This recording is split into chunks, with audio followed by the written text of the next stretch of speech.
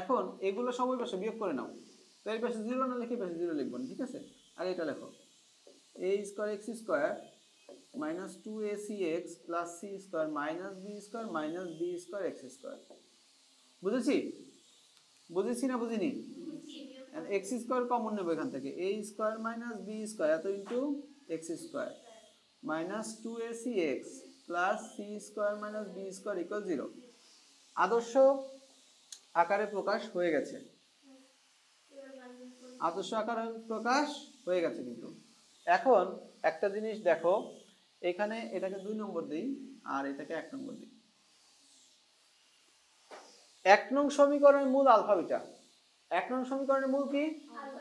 আচ্ছা, 1 নং সমীকরণের কনভার্টেড রূপ হচ্ছে 2 নং সমীকরণ, ডিরেক্ট রূপ না, কনভার্টেড। কনভার্টেড কি? আমরা এটাকে x ধরছি, x এর মাধ্যমে এটা প্রকাশ করছি।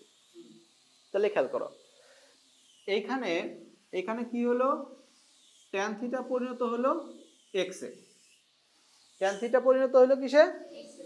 আচ্ছা ঠিক আছে। তো এখন